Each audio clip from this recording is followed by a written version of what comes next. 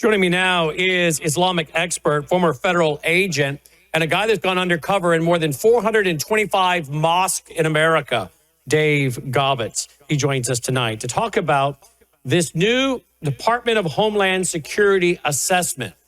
This broke on Friday.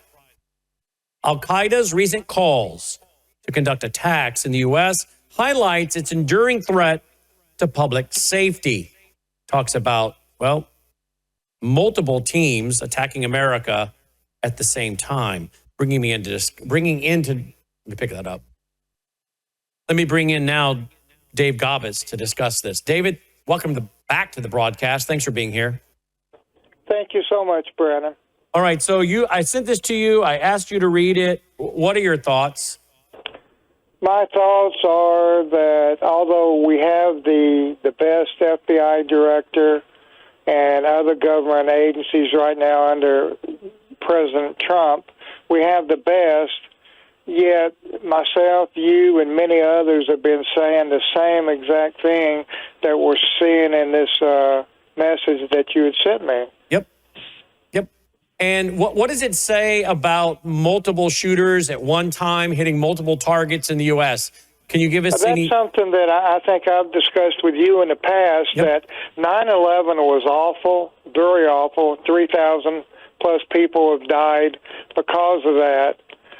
But I have mentioned that the next type of attacks in America are going to be far worse than 9/11, such that we're going to have multiple attacks, multiple 9/11s going on in various cities. Can the public think about 10 different 9/11 type of attacks going on at the same time in America?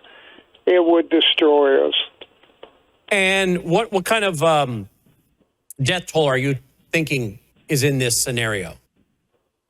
What kind of what? I didn't understand. Death toll. What kind of numbers? I mean, if you're talking 3,000 on 9/11, what are we talking about here?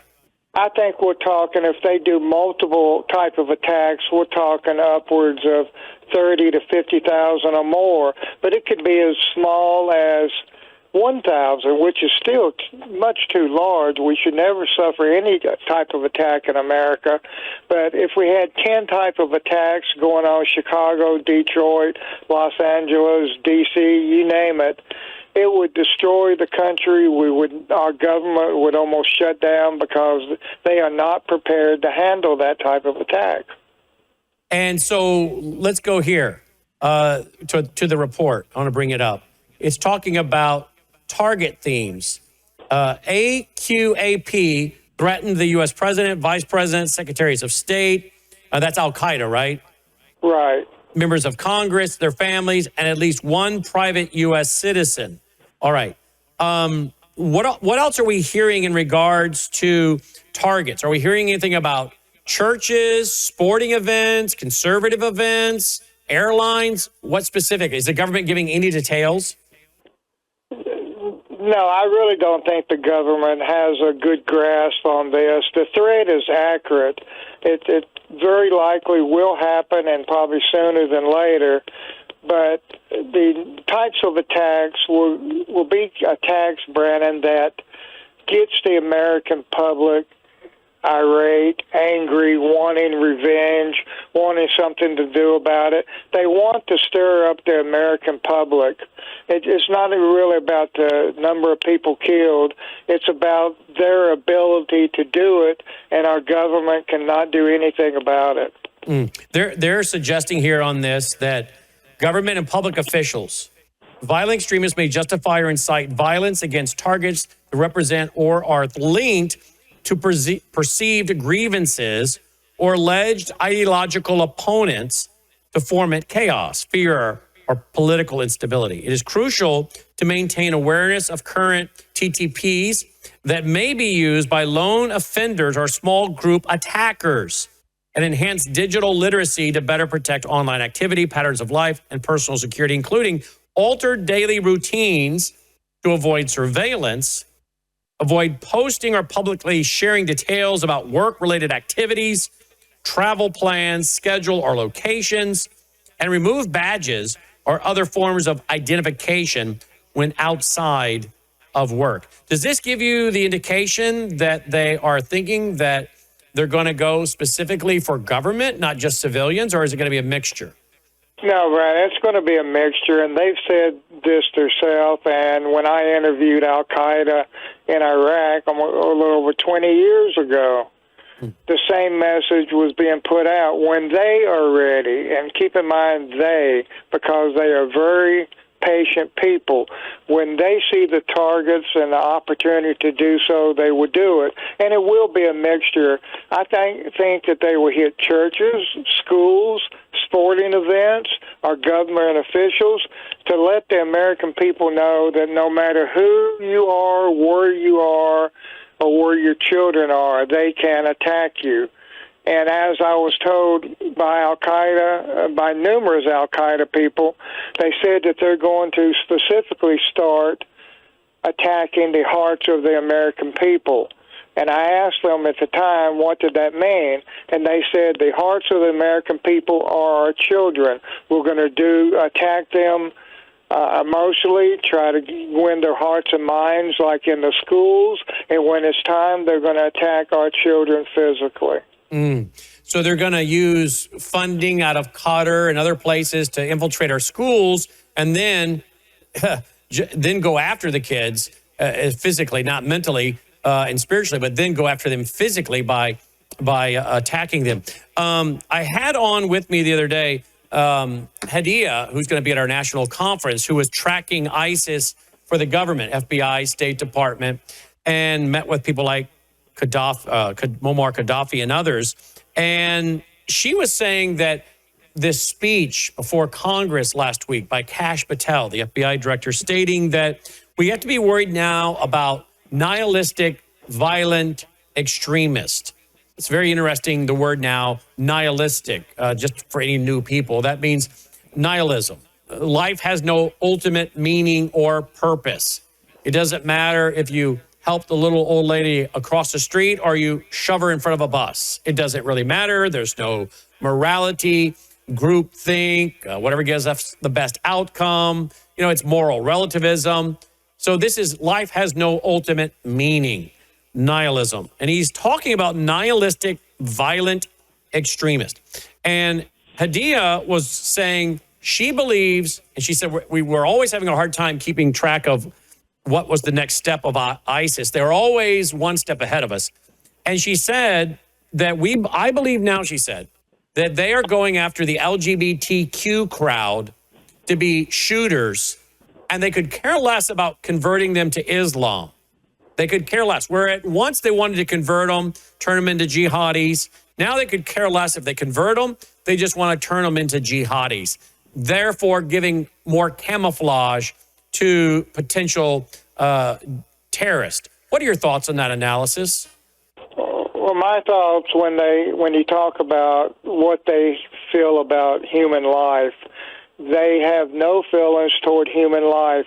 As one Al-Qaeda member told me, jihadists, the Islamic terrorists, have what they refer to it themselves as a black heart. It means they have no emotion, no feelings. They don't care about their own family, their wife or wives or children. They don't care about careers. They don't care about their own government. And they will use people like the LGBT community when they need them, and then when they no longer need them, they will destroy them too. And they do this with many organizations. Many Democrats feel, and I've talked with many Democrats and conservatives, but many Democrats feel that, hey, it's easier to side with Islam, and when the threats or the attacks start coming from Islam, that they are going to be safe. I have obtained a list over the years where Al-Qaeda and other such groups say that we will go after the top organizations and people, regardless if they're Democrat, conservative. Once we've used them, then they will abuse them. Yeah. All right. So how should people be processing this? And by the way, we should not be thinking that people that are in Lincoln, Nebraska are any less of a target than, say, someone in Los Angeles, right? I mean, they're going to want to try to make the American people feel like nowhere is safe, right? Yeah, exactly. They don't care if there was a church or a school attacked in Nebraska, way out in the boonies of Nebraska, and 200 children were killed. It will have the same effect on the American people if it happened in Chicago or Los Angeles. They know how to get to the nerves of the American people. And again, that is to go after the children. That is to let the American people know that you're not safe regardless if you're in a town of 200 people or 2 million people. Now, we know on October 7th they filmed it. They put on body cameras and they GoPros or whatever it is they were using, cell phones, I guess all the above. And they loaded this stuff to the internet fast. You anticipate them doing the same thing here, do you not? Yeah, of course, because terrorism is to instill fear in people and the governments in order for them to change their ways or policies. And of course, they are very, very good at advertising. They have the best PR machine in the world. And we can't forget that they use countries like Saudi Arabia, although many times organizations, our government on the conservative side will say the Saudis are our friends. In actuality, they will take money from Saudis. The Saudis know exactly what is going on. No one is safe, and do not rule out any country from providing support to Al-Qaeda and the other groups. And something I want to mention, Brandon, I think is important, is sometimes we all get wrapped around names like Al-Qaeda, the Houthis, Hezbollah, Hamas, ISIS. We must stop that, and our law enforcement must stop that. They have one common denominator, and that is they want to form an Islamic nation, Ummah, worldwide under strict Sharia law. Each one of those organizations, and Islam in itself, has that very same goal. So you will see the Sunnis and the Shia working together. So don't get caught up on the names. Don't get caught up. Don't spend hours and hours. There will be new names in the next year. Don't get caught up in that name. And that's what terrorists have told me in the past, that they come up with these different names for terror groups just so it will confuse governments, it will confuse law enforcement, and it will confuse the normal, average, day-to-day citizen. Mm-hmm. And by the way, for anyone wondering, this is on the DHS website. I mean, this is not something that a first responder sent us, and we then grabbed it. It's on the DIH or DNI website. That's the Department of National Intelligence, right? Right. Okay, so it's on the DNI website for anyone that wants to read it, and it's making its rounds. Now, I do want to read to you real quick. One of the things they were saying in this report, let me go back to it real quick. I had it pulled up here. All right, symbolic economic targets, okay? Again, the U.S. National Counterterrorism Center, NCTC, and again, it's at the Department of National Intelligence. Symbolic attacks. Violent extremists often seek to attack or conduct online messaging campaigns against targets that draw large crowds, incite fear from FTO supporters, and threaten economic interest. Historically, some of these targets include sporting and music events, high-profile special events, or symbolic locations which often have unrestricted open access. Regardless of the event size, venue, or location, event planners and public safety can think about some of the following factors when preparing for special events or public gatherings in their jurisdiction. Security. Integrate a visible law enforcement presence using roving interagency law enforcement teams to identify possible threats. Information sharing, and then threat reporting. So this is there, folks. Now, tell me how you think churches, synagogues, Christian schools, I mean, I know how you think the public schools, what they should probably be doing, but let's talk to me about more of the Christian, Jewish, private, religious organizations. How should they be processing this? Well, they must understand that if one of these Islamic terror groups wants to commit a violent act, a mass attack at one of these facilities, they're going to do it. There's very little that you can do except be prepared, be expecting it at any time, day or night. Because I'll give you an example. The people, your listeners, need to understand. When one of these groups decides to target, say, a large synagogue, for instance, they will plan for months that type of attack.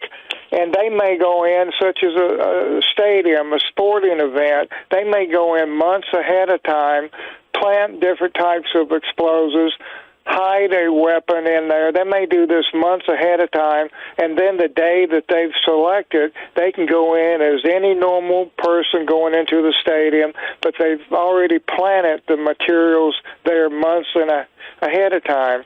I don't mean to be pessimistic, but when one of these terror groups decides to do something, they can do it. They've got the means, they've got the weapons to do it.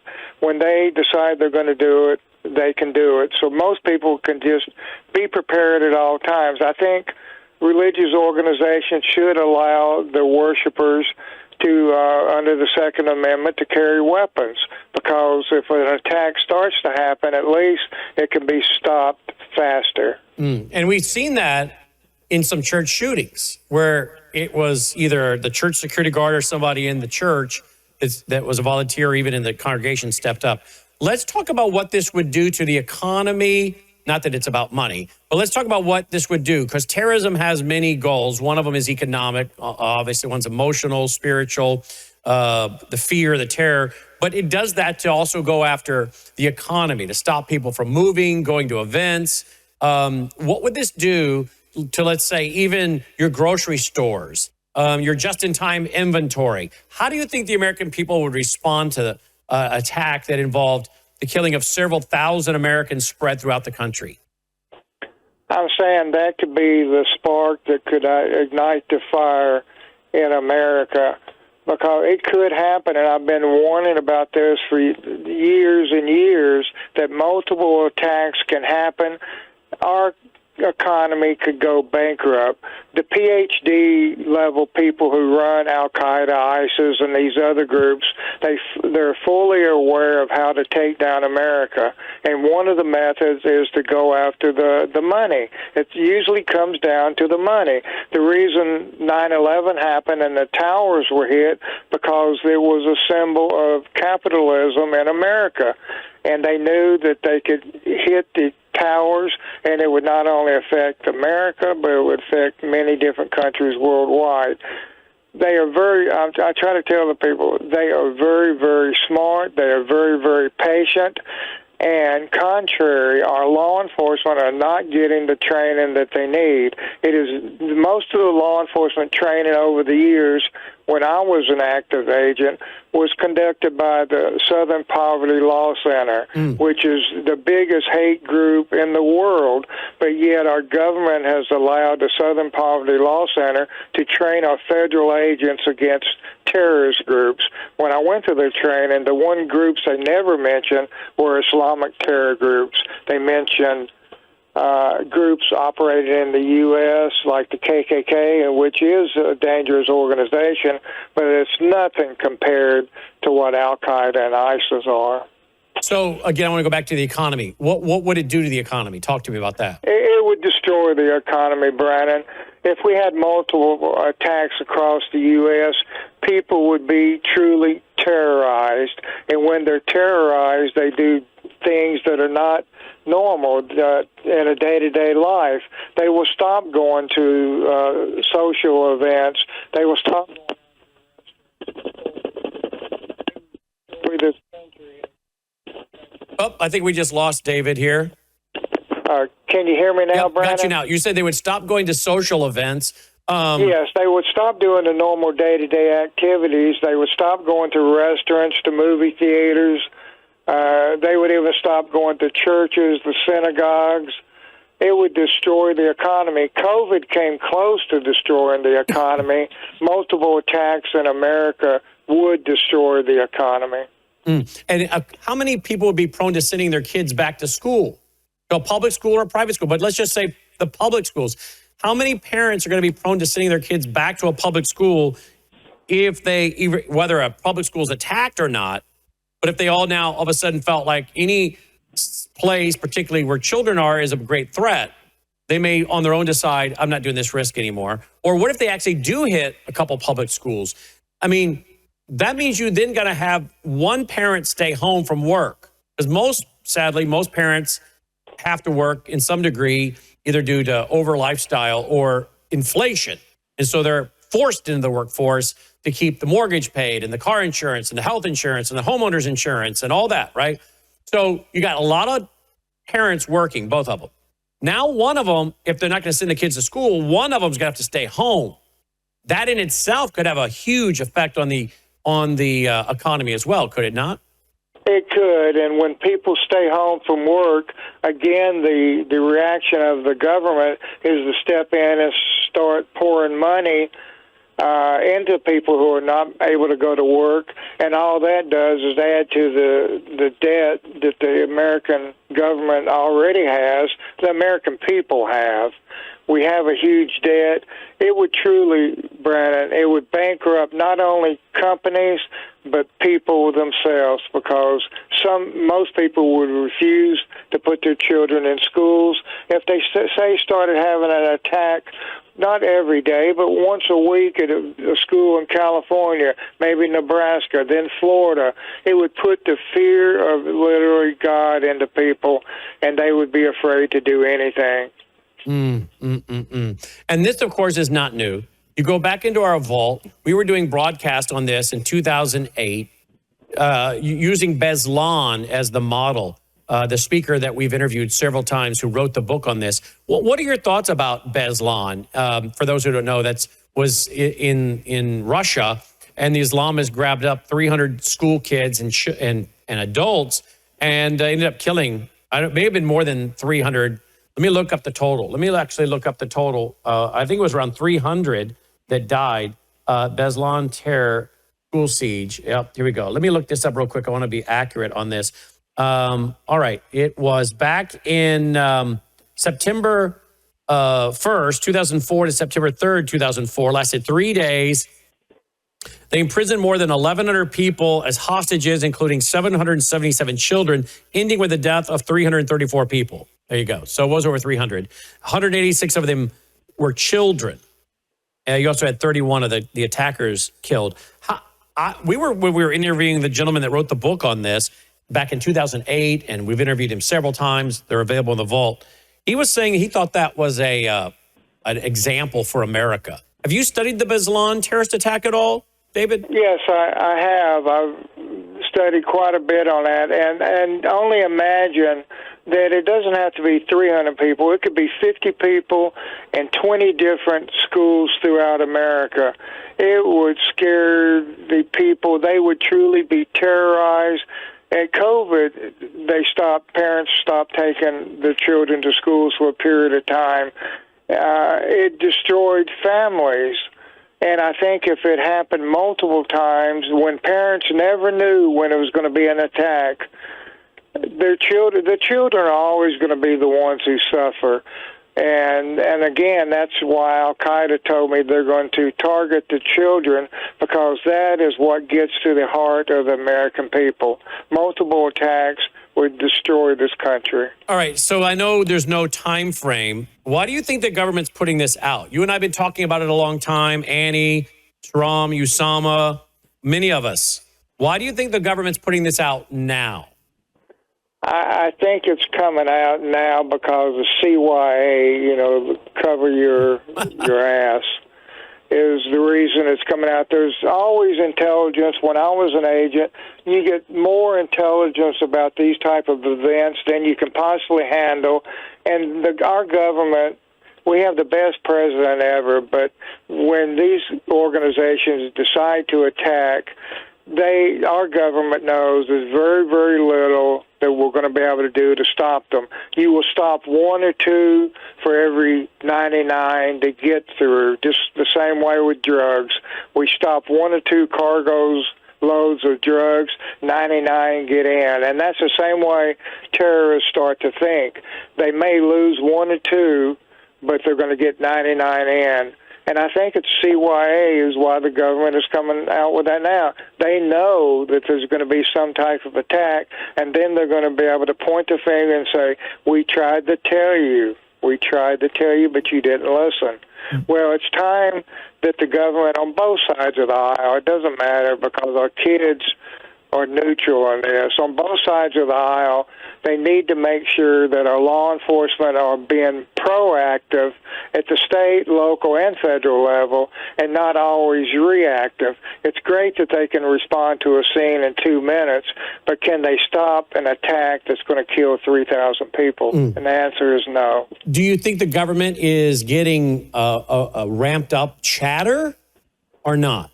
Oh, yes, of course. They're getting in more intelligence now than we've ever been able to do so because we have good intelligence agencies, and they know it's going to happen. They don't know exactly when, but they're trying to tell people to be prepared. And, of course, I guess they're walking a fine line there because they don't want to go ahead and have people shut down and isolate and damage the economy. So how do you think President Trump would respond? And where do you go? What group, what nation do you attack if this is Al-Qaeda or name whatever name they want to come under? Who does he go and attack? How does he find the money? Does it go back to Qatar? What does he do if it's Qatar? Because I'm not too happy with all the relationships going on there with Qatar. But how do you think, if you were to guess, how does a Donald Trump respond if this happens on his watch? Well, we have many supporters of Al-Qaeda, Hamas, Hezbollah sitting right here, PhD-level people in America. I think President Trump needs to start cracking down hard on organizations such as CARE, ISNA, and the other groups that are nothing but sleeper cell organizations. They are the headquarters for these groups. CARE is Hamas. They are the headquarter level here in America. There's so much evidence by people, many great people other than myself, who have provided evidence to the government about what CARE and these other Islamic groups are up to, that they could immediately shut these organizations down under the IRS laws. They are conducting and supporting Islamic terrorism, and that is not a nonprofit status basis that they should be operating under. He should shut down, truly, if they wanted to prevent an attack, it would be to shut down the mosque in America, the 3,500-plus mosques in America that are posing as sleeper cells. Brandon, I just came back from Detroit, Michigan, and Dearborn, in that area. And my one conclusion is we have 3,500 Islamic terrorist cells that are just waiting for the word to attack America, as we've been talking about, you and I, for the last 30 minutes, about multiple attacks. The planning, the operation is happening in the mosque, and President Trump should take a very close look at the mosque and start shutting them down. How do you think the American people would respond when it comes to saying the government failed us, our local officials failed us? I mean, everybody can Monday morning quarterback, but they're going to look for someone to blame. And then after they say that our sheriff's department, our police department, or our federal government, whoever it is they say failed us. And now, since they can't do it, we're going to go take care of it. I'm not encouraging this. I'm not supporting this. I'm not promoting this. I'm just simply saying, at what point does this cause many within the American population to then say, we're going to go to war? If they want to go to war, then we're going to go to war. Are you concerned that it would spark a civil war with Americans going after mosques, going after engaging Islamic groups? And would they do that, you think? Number one. And number two, is that what the Islamic groups want? Do they want literal guerrilla warfare in the streets? Because we know that we've read about the Black Panthers and some of those communists back in the 60s who openly bragged they wanted guerrilla warfare in the streets. Is that a case for the red-green axis in America, or are they not interested in that?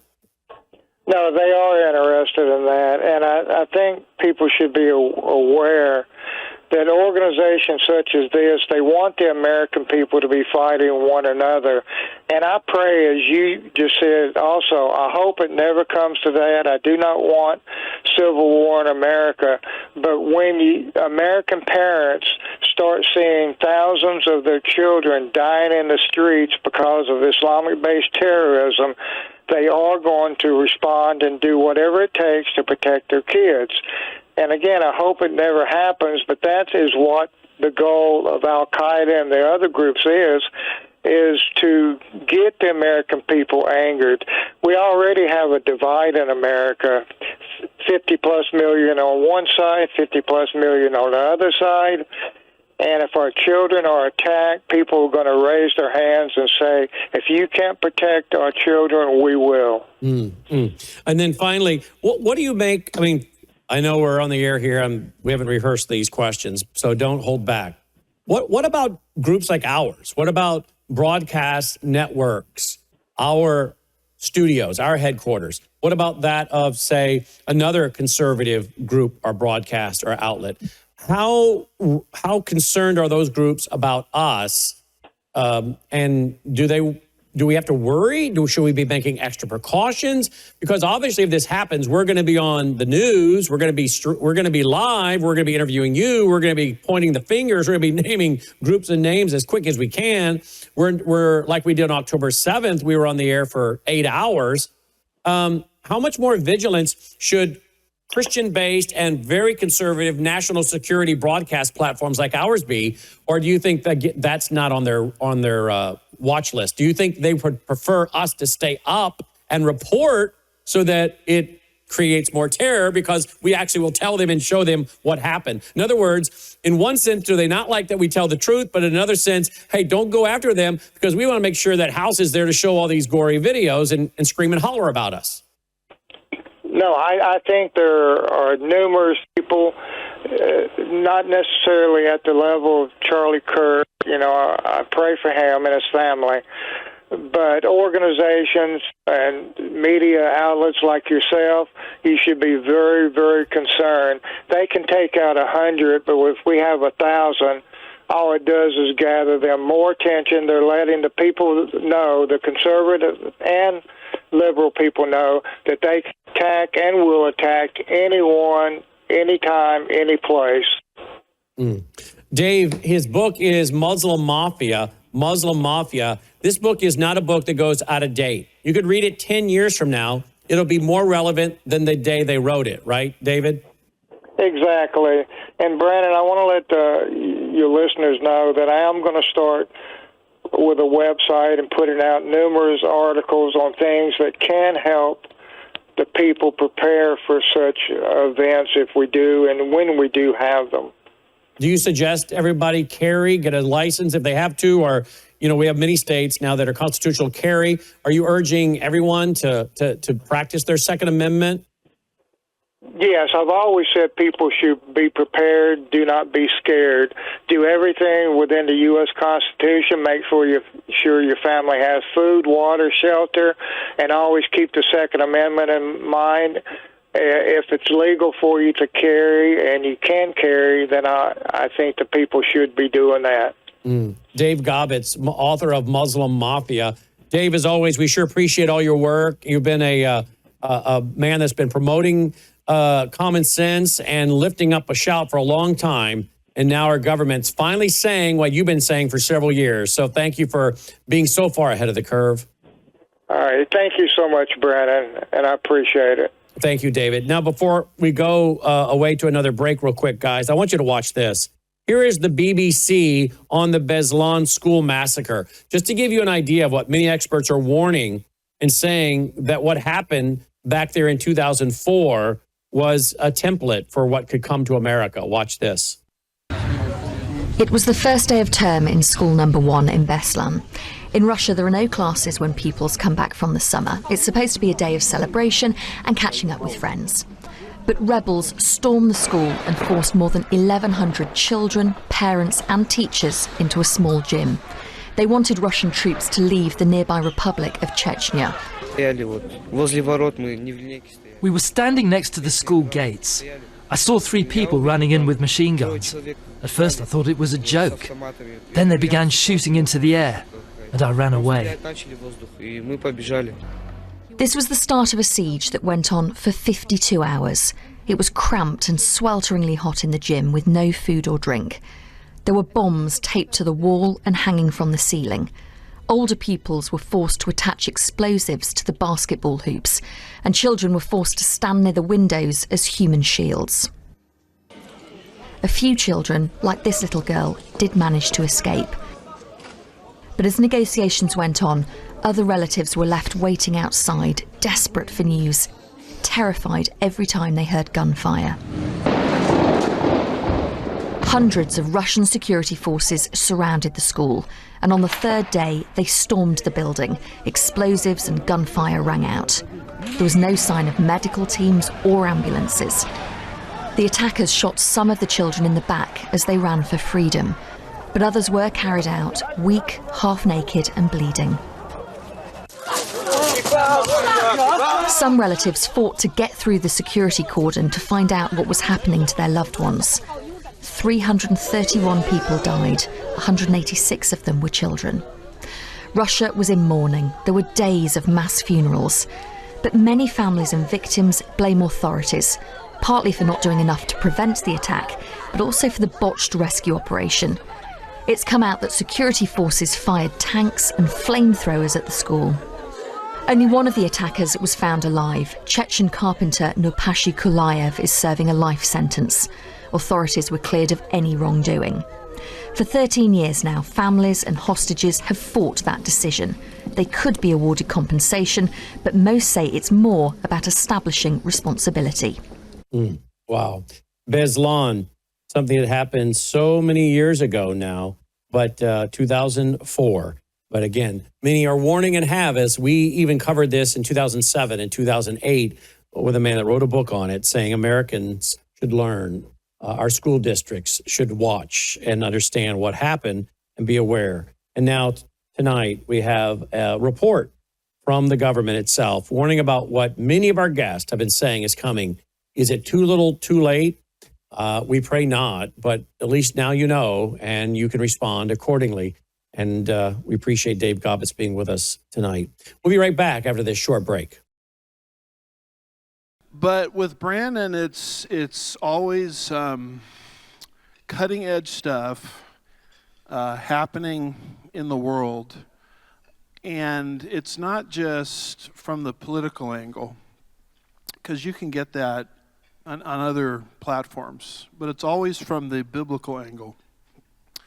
So you're dealing with a guy that loves Jesus, you're dealing with a guy that's very intelligent, you're dealing with a guy that is cutting edge conservatism, and you're dealing with a guy that wants to be biblical all at the same time. And so for that reason alone, I hope many, many people will not just lift up his ministry in prayer, but will also financially get behind it, because he, from the angle I'm trying to describe, he really is the only game in town. And we desperately need it in these last days. Can I get an amen to that?